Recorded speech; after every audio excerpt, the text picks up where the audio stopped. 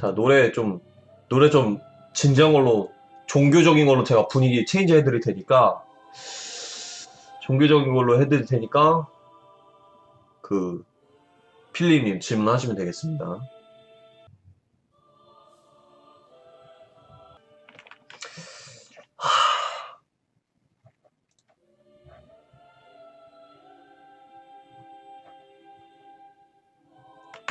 아니, 제가, 그러니까 해드릴게요. 근데 그 전에 이거 딱 말씀드릴게요, 제가. 이거 말씀드릴게요. 어제 방송 시작하기 전에, 제가, 이걸 다른 분이 한다고? 뭐라고 썼냐면, 그, 랜선교회 리더십 카톡창에 뭐라고 썼냐면, 그 막 내일 뭐 할까요? 하다가 옛날 방송 본다고 제가 말씀드렸거든요. 아니, 괜한 질문 아니에요. 아니, 진짜 좋으신 분이신데, 제가 어제 뭐라 썼냐면, 괜찮네. 그럼 내일은 예능? 트락토님이 3일체로 저를 우겨쌈 당하게 해서 스올로 빠뜨리려고 준비하시던데, 그래서 3일체론 좀 읽다가 귀찮아서 때려침. 아, 몰라, 3일체. 내일은 아예 스카이프 자체를 다 닫아야겠다. 라고 제가 말했는데, 그분이 아닌 다른 분이, 이거는 하나님이 이제 피해가지 말라. 그런 뜻인 것 같습니다. 제가 구절들을 다 외우고 있지를 못해가지고, 삼위일체라는 말은 안 나와요. 삼위일체라는 말은요, 그러니까 좀 배경 설명을 드리자면은, 원래 삼위일체라는 말 자체는 테르툴리아누스라는 그 초대 교부가 만들었어요. 초대 교부가 삼위일체라는 단어, 트리니타스라는 트리니티, 삼위일체를 만들었고, 초대교회 때 이거에 대한 논쟁이 굉장히 많았는데, 예수님의 신성, 그런 이야기 하다가, 그리고 이레나이우스라는 분께서 경륜적 삼위일체다. 삼위일체는 구원의 경륜을 이뤄가는 방식이다. 뭐 등등 하면서 그 삼위일체론이 정립이 됐는데, 사실상 제가 알기로 4세기 정도까지는 삼위일체에 대한 그 통일된 의견이 없었습니다. 근데 이제 성경을 분석을 하다가 거기서 만들어낸 게 아니라 그걸 보고 내놓은 결론이 삼위일체인데, 성경을 보고. 그 이유는 구절을 다 외우고 있지를 못해가지고 제가 한번 보면서 같이 좀 찾아볼게요. 어느 정도 그 암시를 할 수 있는 것이 좀 많이 있기 때문에, 특히 그러니까 삼위일체 세 분이 다 한 분이다 이렇게 딱 나온 것은 없지만, 그러니까 하나님과 예수님의 관계, 그리고 예수님과 뭐 성령님의 관계, 성령님과 하나님 관계, 이런 식으로 해가지고, 아니야, 찾지 말고 제가 그냥 생각나는 것만 말씀을 드리면은,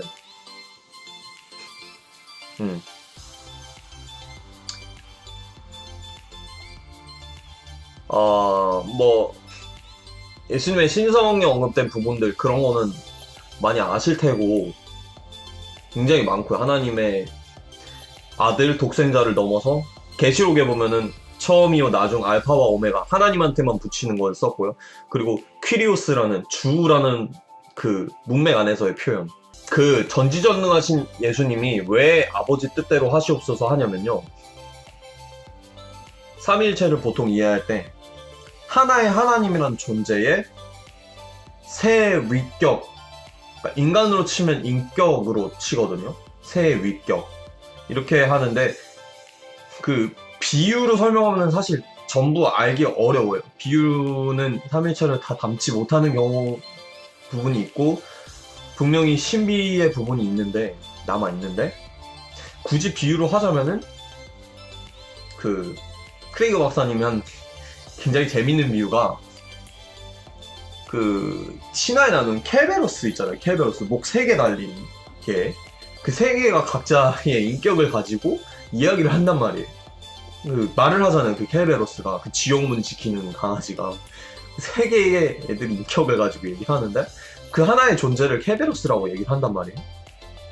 그런 것처럼 각자가 인격이 있는데 그 하나의 하나님이라는 존재다.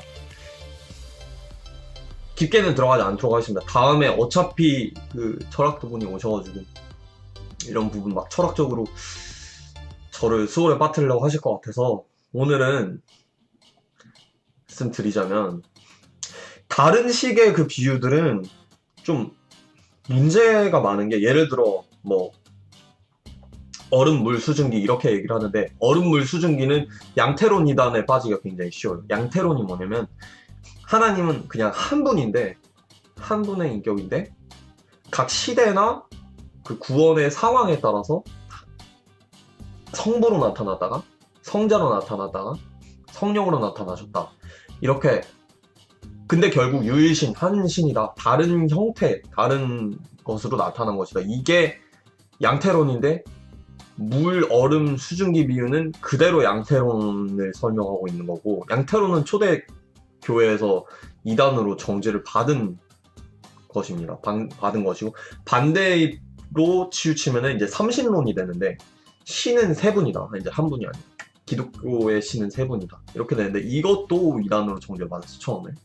그러니까 결국에는 신비의 부분을 떼놓지 않고, 물론 제가 여기서 신비라고 말한다면 뭐 그거를 논리적으로 접근을 못 해본다는 얘기는 아니에요. 모순이다 이런 얘기는 아니고, 신비의 부분이 있죠. 신비의 부분이 있는데, 그 삼신론도 아니고 양태론도 아니고, 세 가지가 결국에는 한 분의 존재이면서 세 가지 그 위격이다 라고 얘기를 하는데, 나비 쿠레시는 여기에 대해서 이렇게 설명합니다. 하나님의 한 분이시다 라고 얘기를 할 때는 what을 묻는 거예요. what. 어떤 존재냐. 예를 들어 누군가가 저에게 what are you 라고 물으면은, 저는 인간입니다, 호모사피엔스입니다, 한국인입니다, 아니면 뭐 그런 식으로 얘기를 하겠죠. 근데 Who are you 라고 물으면 저는 뭐 자매직입니다, 이런 식으로 얘기를 하잖아요.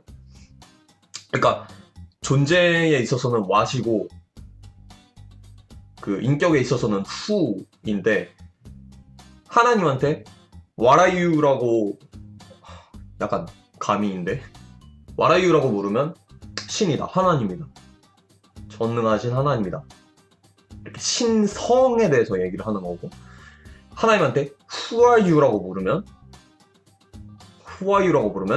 각자 세 분이 난 성부다, 난 성자다, 난 성령이다 라고 대답을 할 수 있다는 거죠. 무슨 뜻인지 이해가 되시나요? 이게 하여튼 그런 식으로 존재와 인격을 이제 구분을 하는 건데, 구분하는 거고요. 아까 그 두 질문에서 그런 의미에서 예수님이 왜 아버지 뜻대로 하시옵소서 하냐면, 그 이레나이우스가 말한 것처럼 구원의 경륜이라 하면은 구원에서의 역할에 따라서 삼위일체가 다르게 나타나세요. 그러니까 구원의 역할이 있어요, 그 세 분이. 물론 나중에 가면은 결국에는 뭐 창조에도 세 분이 다 그 참여를 한 거고, 뭐 구원에도 세 분이 다 참여를 한 거고, 그런 식으로 얘기를 하긴 하는데, 그거를 이제 전유 귀속 그런 교리라 하거든요. 뭐 쓸데없으니까 알 필요 없으시고, 각 구원의 경륜에 세 분 모두 참여했다 이렇게 말하는데, 하지만 대표 그 경륜이 있어요. 뭐냐면은 하나님은 창조하시고 아들을 보내시고, 아들은 구원을 이루시고, 그리고 성령님은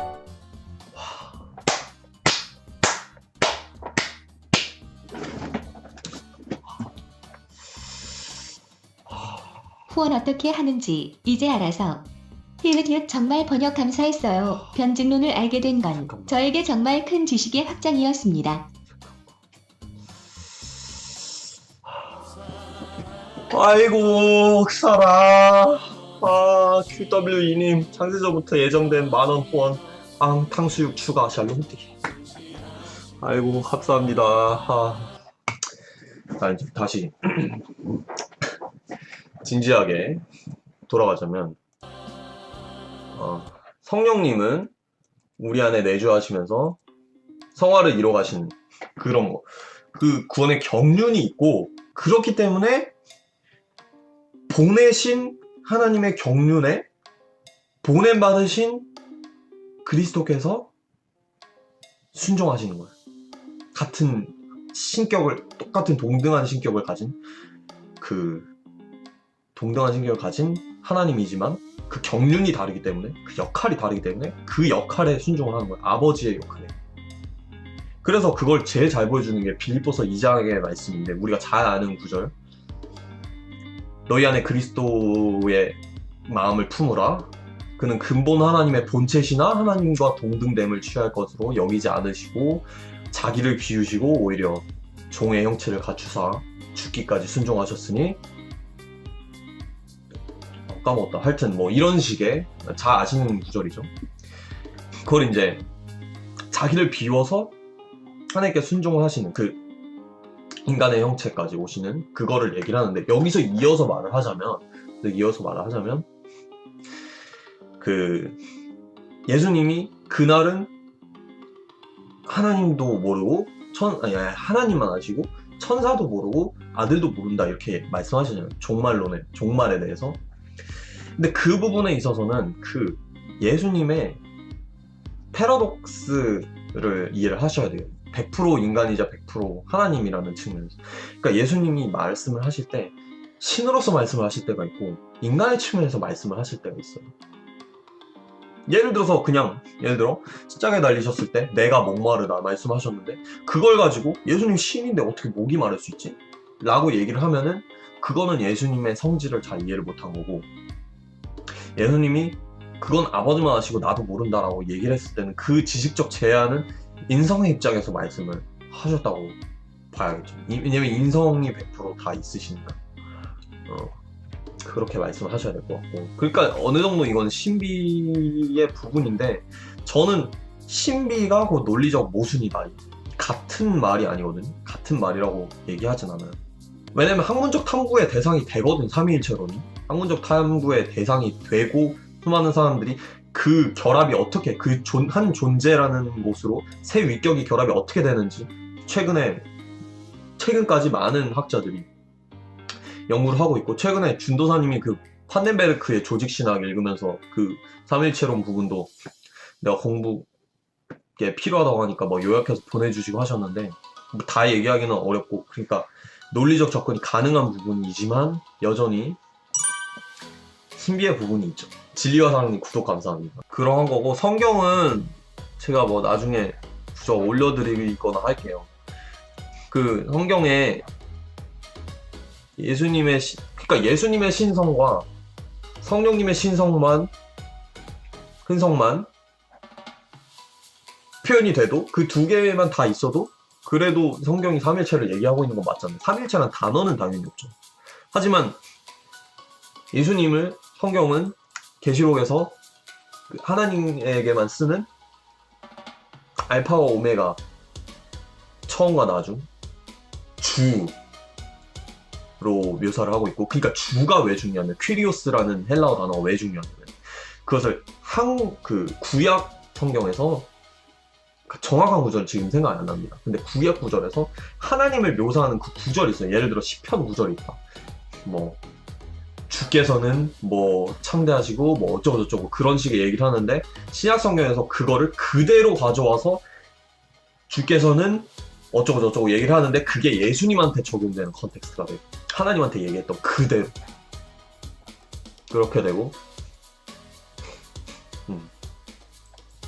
그리고 뭐 이사야서 예언 같은 거 봐도 그 한 아이가 태어나는데 그 분을 기묘자요 전능하신 하나님이요 영존하신 아버지로 부를 것이다, 이렇게 얘기를 하죠. 그리고 가장 결정적인 거 굉장히 많죠. 굉장히 많은데, 요한복음 마지막에 도마가 손가락 찔러보려고 하다가 부활하신 예수님 나타나시고 나서 뭐라고 고백하죠?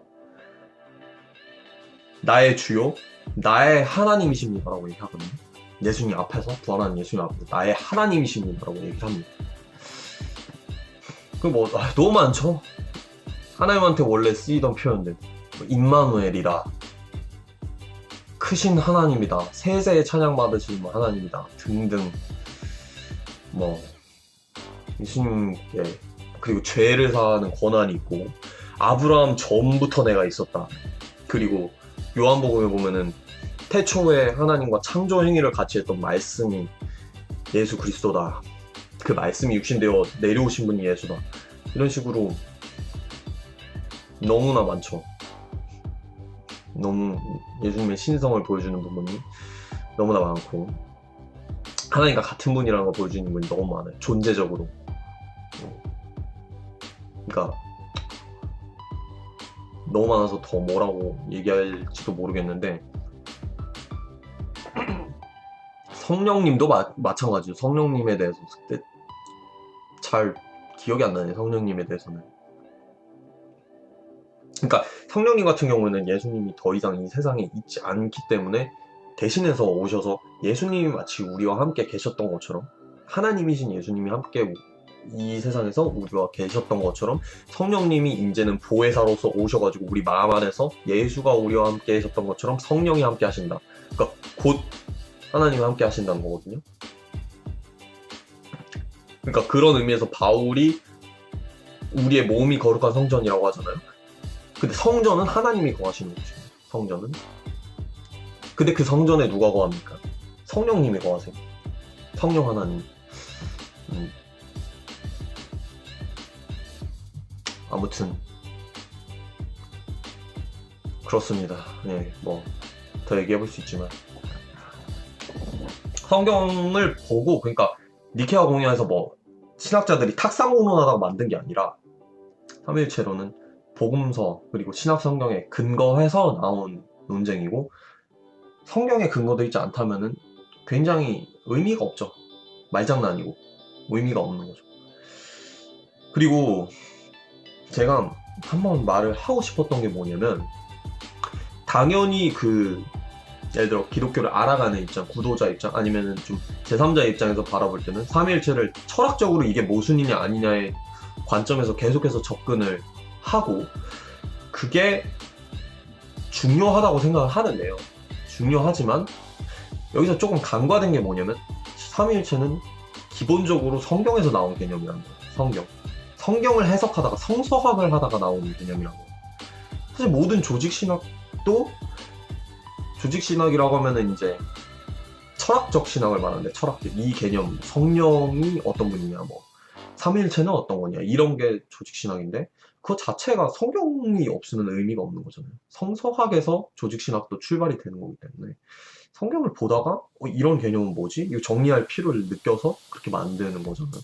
그렇기 때문에 뭐 신학자들이 모여서 뭘 정리했다, 뭐 4세기에 뭐 했다, 정경 목록을 정립했다, 뭐 이런 식으로 얘기를 하면은 정경 목록은 좀 다른 얘기 하지만 그런 식으로 얘기하면 마치 뭐 작당 모의를 한 것처럼 생각을 하는 경우가 있는데 성경을 보고 오랜 논쟁과 투쟁과 오랜 세월의 그 디베이트를 통해서 결국에는 정립을 하는 것들이 그런 공의회고 공의회에서 뭐가 결정됐다 이거는 뭐 초기 기독교인들이 수작을 부렸다 이건가 아니에요. 다빈치 코드가 사람들을 다 버려놨는데 다빈치 코드에서 마치 그런 것처럼 얘기하거든요.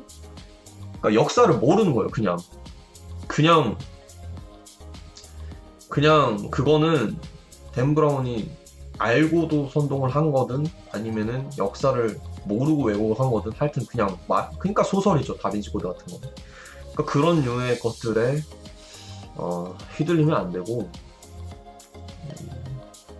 홍보를 하겠는데 하여튼 삼위일체는 철학적으로 따진 것도 중요하지만 저는 성경적 의미 성경이 뭐라고 계시를 하고 있느냐 하나님이 어떤 분이라고 성경이 계시를 하고 있느냐 결국 신학은 계시의 학문이고 신앙도 계시의 신앙이고 기독교는 계시의 종교이기 때문에 성경 계시가 중요합니다. 네. 중요해요. 왜냐면 기독교인들은 이성도 믿지만 그 이성을 가지고 성경을 결국 해석을 하는 거기 때문에 회의 결정되기 전에 초대교회 분들은 삼위일체로 믿었나요? 제가 아까 말씀드린 분들 다 그 회의 전 사람들이에요. 제가 아까 말씀드린 분들 회의 전 분들이에요. 그러니까 회의라는 게 뭐냐면요 니케아 공의에서 뭐가 결정됐다 그거는요 그거를 잘 보면은 그 니케아 공의 안에서 니케아 공의 우리 이거 삼위일체론 한번 만들어 볼까? 하고 니케아 공의 그날 만나가지고 그날 회의에서 결정을 한 게 아니라 그 지난 수백 년 동안 이어지던 토론의 결과를 정리해서 발표한 게 그 4대 공의입니다. 각 공의. 그렇게 생각을 하셔야지 그 공의의 날 뭔가 작당을 해서 결정을 했다. 토론을 해서. 그게 아니에요. 발표의 성격이 커요. 이미 논쟁이 수백 년 동안 다 된 거에 대해서 네, 딱 못을 박는 거, 그 공유에서. 그런 식으로 보셔야 돼요. 4대 공유는.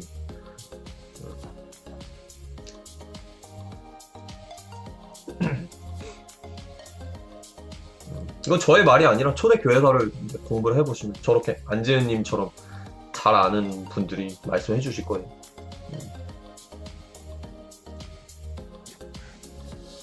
성자의 인성과 신성은 항상 함께 연합되어 있잖아요. 번갈아 가시면서 이때는 신성, 이때는 인성인 건가요?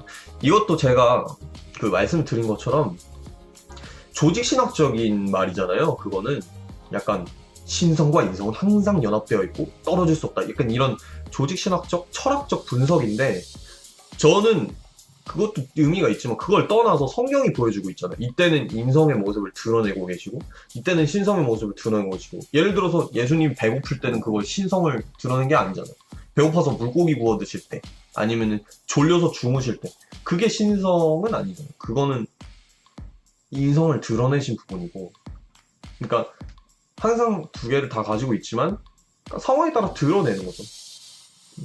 예를 들어 저에게 자매색적인 부분도 있고 아니면은 좀 나름대로 진지한 뭐 변증가로서의 모습도 있지 않습니까? 제가 말하기 되게 그런데 두 개 다 있는데 항상 가지고 있지만 때에 따라서 그것이 드러나는 겁니다. 그런 것처럼 예수님도 인성과 신성이 한 번씩 나타나는 거죠. 성경을 보면 그렇게 묘사가 되어 있기 때문에 저는 그런 조직신학적 담론보다 성경의 진술, 물론 해석을 잘해야겠지만 컨텍스트랑 다 잘해서 잘해야겠지만 성경의 진술이 당연히 무조건 앞서야 된다고 생각합니다. 예를 들어 성경의 진술을 봤는데 조직신학적으로 이건 옳지 않아. 그럼 조직신학이 틀린 거라고 생각해요. 왜냐면 우린 그렇게 할 수밖에 없어요. 기독교 자체가 계시의 종교이기 때문에 성경이 없으면 조직신학도 아예 의미가 없는 거기 때문에 그 때문에 결국 모든 신학은 기본적으로 성서학적 요소가 있어야 된다고 생각합니다. 결국엔 성서학이 오네요, 다.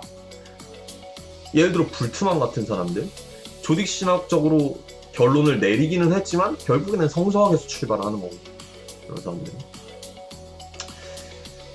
다 그렇죠. 과거의 그 사람들을 보면은 루터가 이신칭이라는 교리를 만든 조직신학자였나요? 아니에요. 루터는 신약학자였어요. 루터는 성서학자였어요. 성서를 보다 갈라디아서 로마서를 보다가 이신칭이가 나온 겁니다. 성경을 먼저 보다가 그런 거기 때문에 조직신학이 먼저 있고 신학이 있을 수는 없다. 성경이 먼저 있고 조직신학이 있는 거다. 성경이 있고 교리가 있는 거다. 그리고 아까 그런 말씀하셨는데 삼위일체를 믿지 않으면 지옥에 가나요? 저는 그렇게 생각은 안 해요. 그 구원을 받는 조건은 예수 그리스도를 주로 인정하고 예수 그리스도를 닮고 그러니까 마음으로 믿고 입술로 시인하고 그렇게 살아가는 거 바울이 말한 그 기준 그것이라고 생각하고 완전 초기 있잖아요. 완전 초기의 그 사람들은 종진님 구독 감사합니다.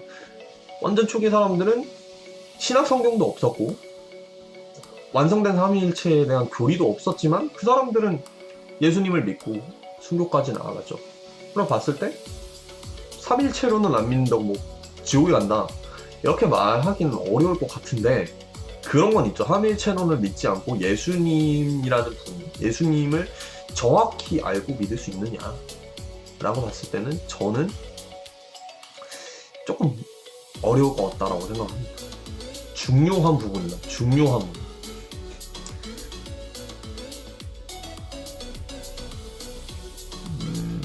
반삼일치가 이단이 아니라는 거냐. 그러니까 이단이란 말이 뭐냐가 되게 애매한 것 같아요. 그리고 이단과 지옥 간다는 말이 아니면 이단이라는 기준 자체가 지금은 사람들이 결정을 해가지고 하기 때문에 이단이라는 단체에 속한 모든 사람들이 지옥에 간다라고 얘기를 하기에는 제가 그 사람 한 사람의 그거를 모르기 때문에 상황을 모르고 그거에 대해서 모르기 때문에 예를 들어 뭐 구원파 교회 다닌다고 그 사람들 전부 지옥 간다. 그렇게 얘기를 제가 할 수가 없다는 거예요.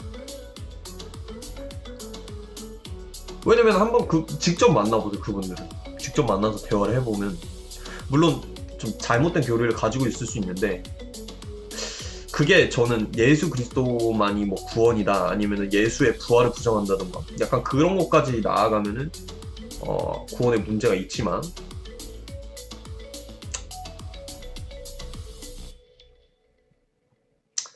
교부들이 삼위일체를 눈까지 짚고 지킨 이유는 구원과 직결되어 있다고 생각하기 때문이죠. 그럴 수도 있는데 저는 예수의 인성 부분이 더 중요한 것 같아요. 예수님의 인성을 변증하는 과정에서 삼위일체로는 대두될 수밖에 없는 신학이었고,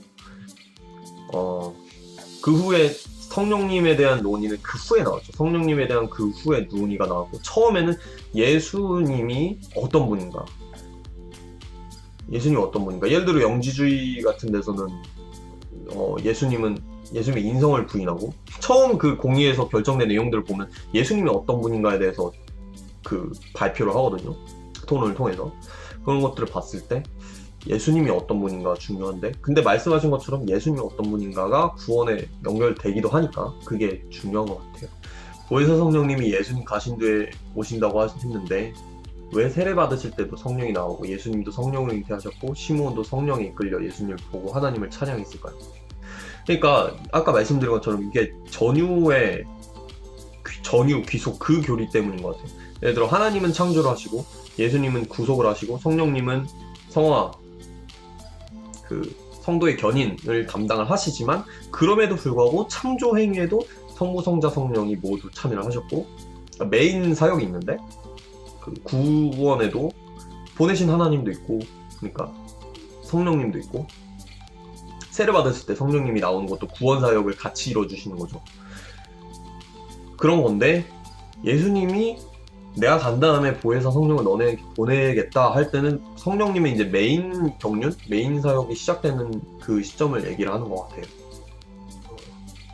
자세히는 잘 모르겠습니다. 근데 구약에도 하나님의 영이라는 표현이 굉장히 많이 나와요. 구약에도 성령 비스무리한 표현이 굉장히 많아요. 그러니까 삼위일체죠. 구약부터 계신 분인 거죠. 성령님도. 그리고 요한복음에 나오듯이 예수님도 창조 때부터 있었고. 다른 질문 해도 됩니까? 예, 됩니다. 조금만 더 하고 방송하도록 하겠습니다. 슬슬 많은 분들이 나가셔가지고